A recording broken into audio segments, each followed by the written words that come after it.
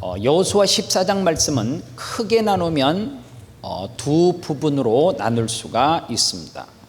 첫 번째 부분이 오늘 말씀을 읽지는 않았지만 1절부터 5절 말씀까지가 이스라엘 백성들이 가나안에 들어가고 난 다음에 이제 가나안 땅에서 전쟁을 마치고 12지파가 분배를 받는 이야기가 1절로부터 5절까지 기록되어져 있고, 그리고 오늘 6절서부터 읽은 성경 마지막 부분까지는 무슨 내용으로 되어져 있냐면, 땅을 분배하는 과정 가운데 갑자기 갈렙이라고 하는 사람이 이 산지를 내게 달라라고 그렇게 나서서 이야기하는 부분이 오늘 성경에 나와 있습니다. 그러니까 크게는 이 두 분류로 나눌 수가 있는데, 이스라엘 백성들이 가나안에 들어가서 땅을 분배하는 과정 가운데 선택했던 방법이 어떤 방법이었어요?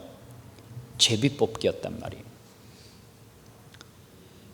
이스라엘 백성들이 땅을 분배할 때에 제비를 뽑았는데, 성경에서 보니까 만약에 제비를 뽑지 않고 어떤 다른 지파별로 그들이 혁혁한 전쟁 가운데, 분배 전쟁 가운데 공로를 위주로 해가지고 땅을 분배했다라고 하면, 거기에는 어쩌면 12지파 사이에 끊임없는 싸움이 있었을 가능성이 있습니다. 왜냐하면 어떤 곳에서는 우리가 혁혁한 공로를 세우고, 또 어떤 부분에서는 우리가 공을 세우고, 그렇게 자기의 주장을 그렇게 피력할 수가 있습니다. 그러면 그 땅을 분배하는 과정 가운데 지파별로 싸움이 일어날 가능성이 많습니다. 그러나 또 한 가지 방법 생각할 수 있는 것이, 그 당시의 지도자가 누구였어요? 여호수아였으니까 여호수아가 카리스마를 가지고 내가 이렇게 땅을 분배를 해가지고 지파별로 나누어 주겠다라고 이야기를 했다라고 하면, 어쩌면 여호수아에게 잘 보이면 조금이라도 더 좋은 땅, 더 좋은 이 지형에 있는 땅을 얻을 수 있다라고 하는 생각 가운데 여호수아에게 요즘으로 쓰는 방법처럼 로비를 많이 했을 가능성이 많아요. 그런데 하나님이 선택한 방법은 제비뽑기예요. 제비뽑기는 첫 번째로 어떤 의미가 있어요? 제비뽑기는 누구도 분배한 땅에 대해서 이의를 제기할 수 없다라고 하는 하나의 특징이 있어요. 또 한 가지 특징은, 제비를 뽑는 것은 그 땅은 작든지 크든지 좋든지 험난하든지 하나님이 그 지파에게 주신 땅이요, 아울러 그 민족과 그 지파가 하나님의 통치와 섭리에 의해서 인도될 것임을 선언하는 선언의 행위예요. 즉 제비뽑기가 왜 성경적이냐 그렇게 이야기를 하느냐 하면, 하나님의 통치와 섭리에 의해서 인도될 것을 선언하는 행위. 그런데 제비뽑기는 뭐가 있으면 안 돼요? 제비뽑기는 공정해야 돼요. 표시를 다 해놓고 이거 뽑으면 뭐가 돼? 이거 뽑으면 뭐가 돼? 그러면 그것은 공정하지 않다라고 하는 이야기입니다. 그래서 제비뽑기를 하는 방법은 누가 그 제비뽑기를 주관하느냐, 그게 상당히 중요해요. 그런데 성경에 보면 제비뽑기를 주관하는 사람이 누군지를 오늘 성경 1절 말씀은 명확하게 이야기를 하고 있습니다. 이스라엘 자손이 가나안 땅에서 받은 기업 곧 제사장 엘르아살과 눈의 아들 여호수아와 이스라엘 자손 지파의 족장들이 분배한 것이니라, 이렇게 성경은 이야기해요. 여기서 우리가 성경 가운데 중요한 것을 하나 발견을 해야 돼요. 왜냐하면 제비뽑기를 함에 있어서 여러분들 첫 번째 이름이 누가 나와요? 제사장 엘르아살과, 두 번째 누가 나와요? 그 당시의 지도자 여호수아가 나와요. 세 번째 이스라엘의 각 지파의 이 족장들이 나오는데, 세 번째는 순서적으로 맞을 수 있다고 생각이 돼요. 그런데 보세요. 지금까지 정복전쟁 가운데 가장 리더가 누구예요? 여호수아 아닙니까? 그런데 여호수아가 지금 서열상으로 보면 어디에 나와야지 맞아요? 앞에. 여러분들 이게 뭐 그렇게 중요합니까? 그러는데 가끔 가다가 어떤 무슨 조직을 세워놓고 이름을 표기할 때 이름은 가나다 손입니다 뭐 이런 거 있잖아요. 제 친구 가운데 하나가 교육전도사 시절에 교회 주보를 만들다가 그 교회는 모르겠어요. 저는 우리 교회 이 헌금 명단을 작성을 할 때 그냥 위에서부터 이렇게 적기 좋은 대로 이렇게 했어요. 뭐 그거를 담임 목사를 해서 앞자리에다 갖다 넣어야 되고, 그 다음에 수석장로, 그 다음에 장로의 연수대로 딱딱 갖다 놓고, 그 다음에 또 권사의 연수대로 갖다 놓고, 안수집사 받은 연수대로 갖다 놓고, 그 다음에 교회 등록한 연수대로 이름을 딱 하고, 이런 거 저는 안 해요. 근데 그 교회는 전통 있는 교회라서 그렇게 했나 봐요. 담임 목사님 이름이 첫 번째 나오고 11조 부분에 그 당시에 그 친구 전도사님이 손 전도사님인데 그 교회 선임 수석 장로님이 방 장로님이었어요. 그런데 이 장로님이 담임 목사 뒤에 항상 헌금 이름이 나와야 되는데 뒤에 바로 그 다음에 나오는 분하고 바꿔 써가지고 교회 잘렸어요. 뭔 말인지 지금 이해가 안 가죠. 그거 주보 잘못해갖고 그 장로님이 컴플레인을 해가지고 그 교회에서 사역하던 손 전도사가 방 장로님 때문에, 나하고 성이 같으더라고, 방 장로님 때문에 교회를 사임을 해야 됐단 말이에요. 순서 바꿨다고. 나는 우리 교회 장로님이 그러면 장로님을 내쫓을 거예요. 만약에 그렇게 하면 장로님을 내쫓고 전도사님을 보호할 거예요. 세상에 그런 경우가 어디 있어요. 그런데요, 목사님들이 신문에 낼 때도 있잖아요. 사진을 이렇게 무슨 부흥 이렇게 광고 나오잖아요. 그것도 있잖아요. 얼마나 이 뒤에서 알력이 심한지 여러분들은 잘 몰라요. 그런데 왜 제가 그 이야기를 하냐면, 손전사 잘린 이야기가 아니라 그분은 지금 담임 목회 잘하고 있어요. 잘렸어도. 그게 중요한 게 아니라, 오늘 여호수아가 이스라엘 전체에 이르던데 제비뽑기를 하는데 앞에서 뭐라 그랬어요? 제비뽑기는 누가 주관을 하느냐가 참 중요해요. 그런데 제비뽑기는 어떤 영적인 의미가 있었어요? 하나님이 개입하신다라고. 그러니까 여호수아가 앞장서지 아니하고 누구를 앞장세워요? 제사장 엘리에셀을 앞장세우는 거예요. 이게 영적으로 굉장히 중요한 메시지란 말이에요. 왜 중요하냐면, 여러분들 교회의 조직은 담임 목사가 서열 1이고 장로님이 2이고 권사님이 3이고 이게 서열이 아니란 말이에요. 권력이 아니에요.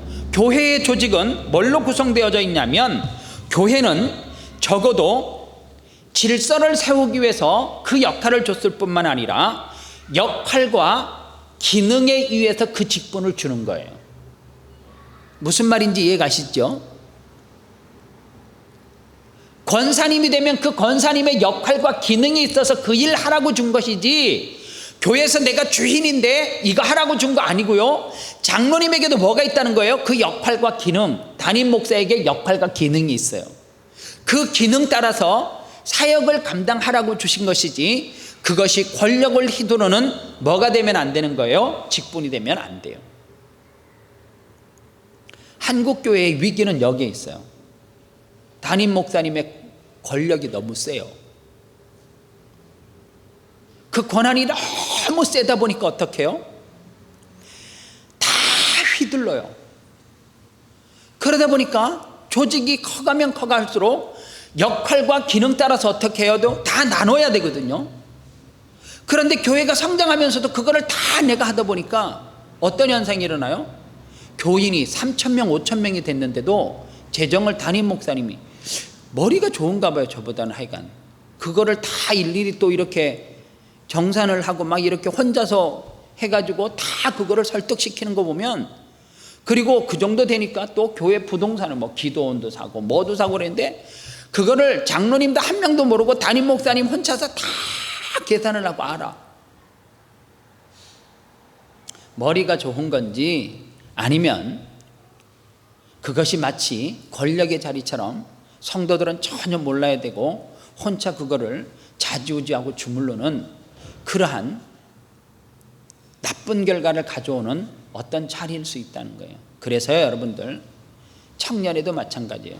우리 이제 좀 있으면 각 부서의 임원을 뽑는데 회장은 역할과 기능을 부여하는 것이지 권력을 부여하는 게 아니에요. 적어도 교회는 역할과 기능 따라서 질서의 개념으로 분리를 해놓지만은 교회는 그 어떤 자리에 있어도 직분을 받으면 섬기는 자리로 가시는 것이 맞지, 대접을 받는 자리로 가면 반드시 교회는 변질되고 타락될 수밖에 없어요. 우리에게 오직 영광과 존귀와 찬송을 받으실 분은 누구밖에 없어요? 하나님밖에 없어요. 그분만 가장 윗자리에 모시고 그 다음에 직분들은 뭐라 그랬어요? 역할과 기능이에요. 여호수아가 왜 대단한 사람이냐? 민족을 이끌고 가나안의 전쟁을 통하여서 다 빼앗았어요. 그리고 분배하는 자리까지 갔어요. 그러면 여호수아의 인기가 교회 몇천 명 모으는 그 정도의 인기밖에 안 되겠어요? 큰 교회 무슨 장로님 수준밖에 안 되겠어요? 아니에요. 여호수아를 성경에 보니까 미워했거나 싫어했거나 증오했거나 그를 향해서 분을 품었던 사람은 단 한 명도 없어. 그의 인기는 모세의 뒤를 이어서 그 역할을 할 수 있을까 의심을 품었던 사람들까지도 다 잠잠하게 그렇게 수면 아래로 가라앉을 정도로 그의 리더십은 너무너무 탁월했다라고 하는 사실입니다. 그런데 여호수아는 누구를 앞장세워요? 땅을 분배함에 있어서 하나님의 사람 제사장을 앞장세우는 거예요. 이 말은 뭔 줄 아십니까? 제사장은 구약의 제사장이나 선지자, 절대로 이 직분은 목사가 대리할 수 없는 직분이에요. 가끔 가다가 목사님들이 설교할 때 그래요. 구약의 제사장과 선지자는 지금의 신약시대에서 목사의 직과 같은 거다 이랬는데 아닙니다. 그건 정말 단호하게 아니라고 말할 수 있어요. 구약의 제사장과 선지자의 역할을 신약시대의 목사가 한다라고 하면 주님이 십자가에 달려 돌아가시면서 휘장을 찢으셨던 것이 의미가 없어지는 거예요. 구약시대는 하나님 앞에 갈 때 제사장과 선지자를 통해서 가게끔 돼 있어요. 그런데 신약시대는 그렇지 않단 말이에요. 그러니까 신약시대의 목사가, 신약시대의 어떤 기도원 원장님이 제사장과 선지자의 역할을 절대 대신할 수 없습니다. 그러면 신약시대는 우리가 여호수아의 자리에 있다면 누구를 앞장 세워야 되느냐 하면 반드시 예수 그리스도 하나님을 앞장 세우셔야 돼요. 사람을 앞장 세우면 반드시 그 사람이 제사장인 줄 알고 선지자인 줄 알고 세웠는데 반드시 그 사람은 실망을 시킬 수밖에 없다는 거예요. 이게 첫 번째, 땅을 분배함에 있어서 여호수아가 얼마만큼 그 역할과 기능을 하나님 앞에 끝까지 온전하게 잘 감당했는가를 알 수 있게. 또 하나 우리가 생각해야 될 게 뭐냐면, 두 번째 땅을 분배하는 과정 가운데 갑자기 여호수아와 갈렙이라고 하는 사람은 뗄래야 뗄 수 없는 사람이에요. 그죠? 왜요? 그는 앞장서서 리더의 역할을 같이 했고 여호수아 곁에서 그는 같이 협력하면서 가나안 땅을 이렇게 점령하는데 혁혁한 공을 세웠어요. 더더욱 갈렙과 여호수아가 분리되는 것은 가나안을 목전에 두고 그 땅이 어떠한 땅인지 정탐을 보낼 때 지파별로 한 사람씩을 선택해서 12명을 보냈을 때에 10명은 불가능하다고 했을 때 갈렙과 여호수아는 뭐 하다 그랬어요? 그들은 우리의 밥이다라고 보고를 했던 사람이에요. 그런데 갑자기 갈렙이 85세가 되어졌던 나이에 이 산지를 내게 달라라고 그렇게 이야기해요. 더 정확하게 이야기하면 14절에 이렇게 되어져 있습니다. 그날에 여호와께서 말씀하신 이 산지를 지금 내게 주소서, 이렇게 말해요. 우리는 이 설교를 들을 때마다 갈렙이 청년의 정신을 가지고 85세가 되어졌는데 정말로 다른 사람들이 가지도 못하고 엄두도 못하는 그 땅을 향하여서 달라고 했던 패기와 용기가 있어야 된다고, 믿음이 있어야 된다고 이야기를 하는데 성경을 조금 더 자세히 보면 왜 이 갈렙이 그 땅을 분배하기 직전에 가장 가나안 땅 안에서도 너무너무 지형적으로도 좋지 않고 척박하고 피트로 계산하면 3040피트 정도 된대요. 그러니까 그 지역에서 가장 높은 산, 갈렙은 그 땅을 분배받지 않아도 기본적으로 제가 볼 때는 갈렙은 생각해줘야 되잖아요, 그죠? 그런데 땅을 분배받기 전에 그 산지를 내게 달라라고. 그런데 성경은 뭐라 그래요? 그날에 여호와께서 말씀하신 이 산지를 내게 주시옵소서. 그러면 여기서 말하는 그날에 여호와께서 뭔가를 약속했는데 그 약속한 것이 뭐냐는 거예요. 그 약속한 것은 정탐을 갔다 왔을 때에 10명은 부정적인 시각을 가지고 2명은 긍정적인 시각을 가지고 이야기했을 때 내가 너에게 그 산을 주겠다라고 갈렙에게 여호와 하나님께서 약속한 땅이란 말이에요.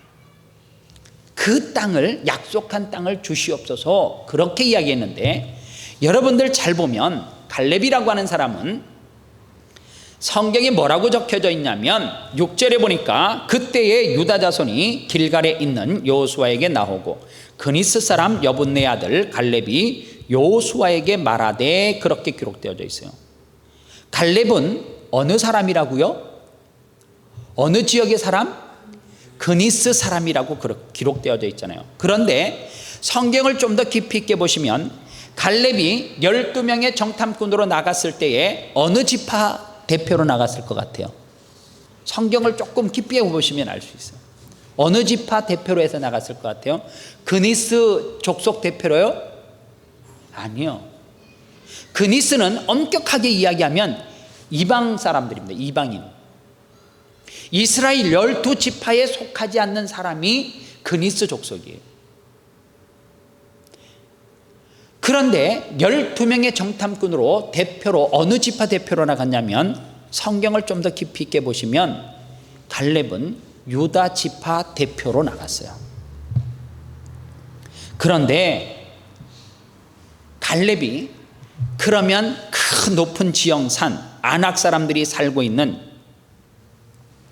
기럇 아르바라고 하는, 이 아르바라고 하는 지역은 어떤 사람들이에요? 그 지형 가운데서도 더 덩치가 크고 전쟁을 정말 잘하는 사람들이 모여 살고 있는 그곳. 그런데 갈렙의 이름의 뜻이 사자 새끼라고 하는 이름의 뜻을 가지고 있어요. 막 표현한 사자 어미도 아니에요. 사자 새끼는 아무리 맹수라 그래도 새끼는 새끼예요. 그런데 갈렙이 지금 요구하는 땅은 어딘 땅이에요? 기라라드바, 가장 그 아낙 자손이 살고 있는 지형 가운데서도 가장 거구들이 전쟁을 잘하는 사람들이 살고 있는 그 땅을 여호와 하나님 앞에 달라라고 그렇게 이야기해요. 그럼 도대체 그 땅이 어떤 영적인 의미가 있기 때문에 그렇게 갈렙이 85세가 되어져서 그 땅을 달라고 그렇게 이야기를 하는가? 우리가 그것을 조금 이해하려고 하면 창세기 13장 말씀으로 좀 돌아가셔야 돼요. 창세기 13장 14절로 18절 말씀에 보면 롯이 아브라함을 떠난 후에 여호와께서 아브라함에게 이르시되 너는 눈을 들어 너 있는 곳에서 북쪽과 남쪽 그리고 동쪽과 서쪽을 바라보라. 보이는 땅을 내가 너와 네 자손에게 주리니 영원히 이르리라. 내가 네 자손의 땅에 티끌 같게 하리니 사람이 땅의 티끌을 능히 댈 수 있을진데 네 자손도 세리라. 너는 일어나 그 땅을 종과 행으로 두루 다녀보라. 내가 그것을 내게 주리라. 이에 아브라함이 장막을 옮겨 헤브론에 있는 마므레 상수리 숲에 이르러 거주하며 거기서 여호와를 위하여 제단을 쌓았더라. 자, 여기서 보니까 끝부분에 한 지명이 나와요. 그 지명이 어디예요? 헤브론이라고 하는 지역이에요. 갈렙이 이 산지를 내게 달라고 했던 지역이 어디냐면 헤브론 산이란 말이에요. 그러면 아브라함이 헤브론에 어떻게 가게 되어졌냐? 조카 롯과 함께 서로 양떼들이 많고 종들이 많아져서 물 먹이다가 싸움이 벌어졌어요. 그러니까 아브라함이 조카 롯에게 네가 가고 싶은 땅 선택해서 가라 그렇게 이야기했어요. 그랬더니 조카 롯이 얻은 땅을 소돔과 고모라를 선택해서 갔어요. 아브라함은 자기가 선택하지는 않았어요. 기다리고 있으니까 하나님께서 어디로 가라 말씀하신 거예요? 너 헤브론으로 가라 그렇게 이야기했어요. 아브라함이 헤브론에 간 것이 중요한 것이 아니라 헤브론에 가서 아브라함이 무슨 행위를 했는가가 중요해요.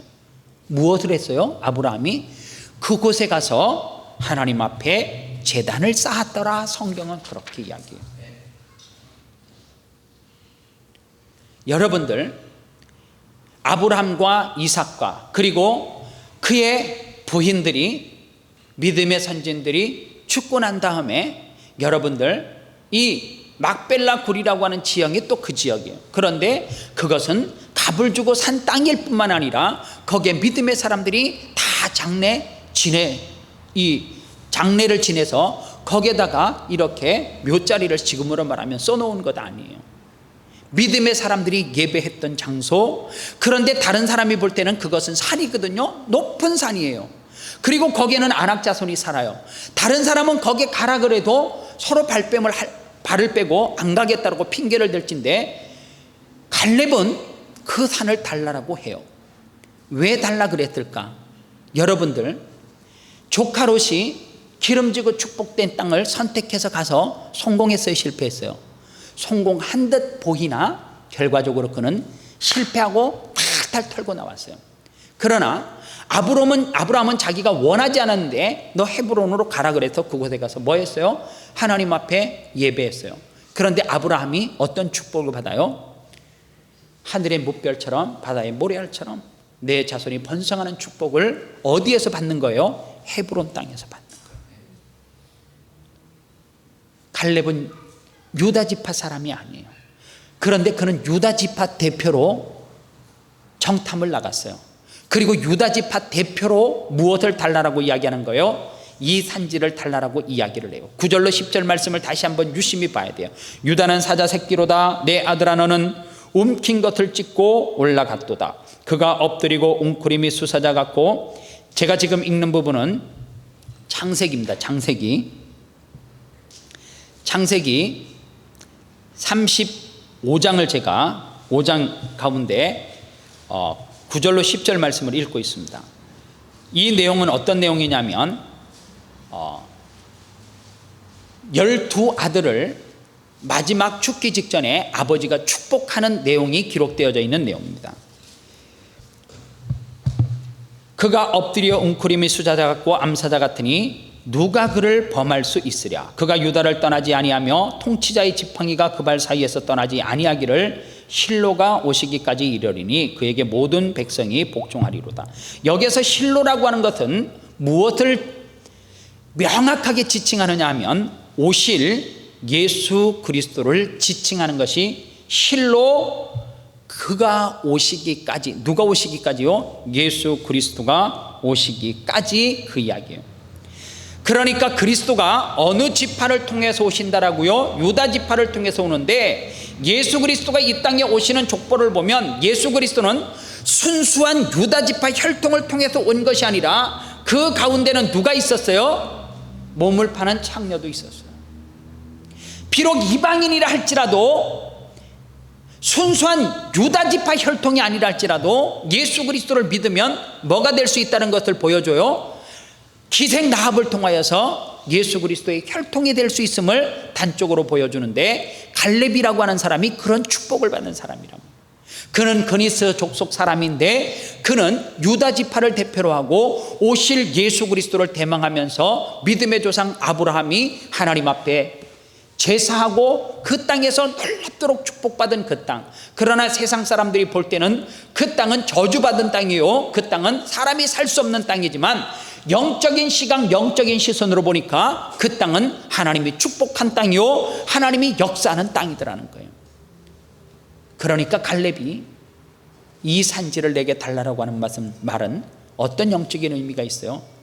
그 땅은 예수 그리스도가 오시는 그 믿음의 조상들을 통하여서 기도했던 땅이고, 그 땅을 통하여서 하나님은 유다 지파를 또 축복하시고 번성하시고 예수 그리스도가 오실 것을 확실하게 믿었기 때문에 85세는 그것은 숫자에 불과합니다 라고 이야기했을 때 어떤 숫자예요? 예수 그리스도가 오실 것을 대망하면서 가니까 어떻게 해요? 기쁨이 넘치는 거죠. 여러분들 애 늙은이라고 하는 말도 있잖아요. 아유 청춘이야 청춘이야 이러면서 어깨 돌리시는 분이 있어요.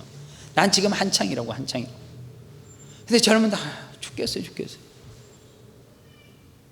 중요한 게 있어요. 이유는 딱 하나예요. 젊은 사람이 희망이 안 보니까 죽겠어 이러는 거고, 연세가 드신 분은 어떻게 해요?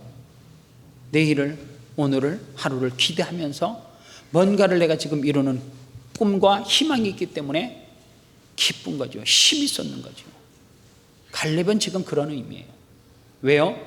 그곳에 예수 그리스도께서 임재하시고 그리고 그것을 통하여서 축복한 통로를 통해서 예수 그리스도가 오실 것을 생각하니까, 기름진 땅, 가나안은 기름진 땅이거든요. 가나안은 축복의 땅이거든요. 그런데 모든 사람들이 나머지 11지파 사람들이 다 무슨 땅을 생각하고 있을 때, 기름진 땅, 낮은 땅, 곡창이 우거진 땅을 생각하고 있을 때에 그는 그것을 보지 않았어요. 무엇을 보는 시각이 있었어요? 예수 그리스도를 보는 시각이 있었어요. 그래서요, 영적인 시각으로 보니까 그 땅은 하나님이 축복할 땅이라고 하는 확신이 있은 거예요. 그러니까 갈렙이 이렇게 말해요. 내 나이 85세 40년 전에 내게 약속했던 그 약속을 하나님 여호와여 잊으시지 아니하셨지요. 그 땅을 내게 허락하여 주시옵소서. 그 고백이에요. 그러니까 갈렙은 85세가 되었어도 어떤 사람이에요? 그는 믿음의 사람이라고 하는 사실입니다. 오실 예수 그리스도에게 초점을 맞추어서 시간을 맞추어서 살아가는 갈렙. 그 당시에 85세는 지금처럼 나이가 많은 때입니다. 생명이 많이 단축돼 가지고 그 당시에 갈렙의 나이 85세는 이제 인생을 좀 정리해야 될 시간이 가까워졌던 나이예요. 그런데 그의 시간을 어디에다 맞춰요? 실로 오실 예수 그리스도, 그 예수 그리스도에게 시간을 맞추고 내가 삶을 살아가다 보니까 어떻게 해요? 기쁨이 충만합니다. 춤을 추면서 사는 거죠. 그리고 자기 유다 지파를 이끌고 그곳에 가서 하나님이 주시는 축복을 생각하니까 기쁨이 충만한 거예요. 오늘 모든 인생의 계획의 초점을 어디에다가 맞추고 살아가느냐에 따라서 달라요. 예수 그리스도에게 초점을 맞추고 살아가는 인생은 정말 행복한 삶을 살아요. 정말 행복해요. 그러나 이 땅에 초점을 맞추고 살아가는 사람들은 불안해요.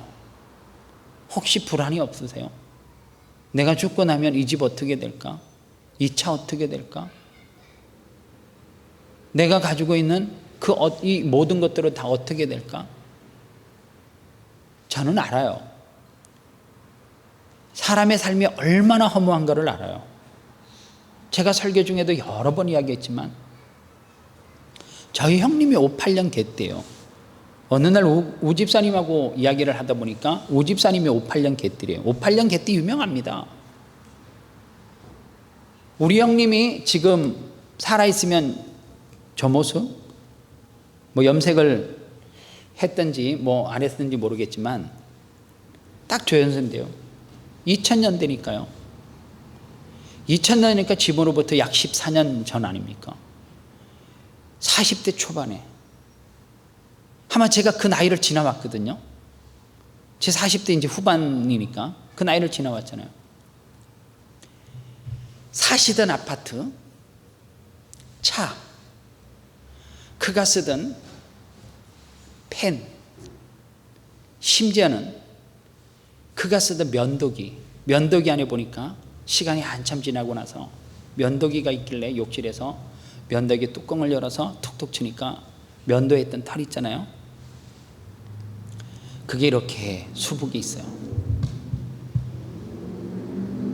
그가 쓰던 노트북, 설교 원고를 쓰다가 다 완성하지 못하고 화면을 켜니까 멈춰져 있는 게 있어요. 한 3분의 1쯤 쓰던 게.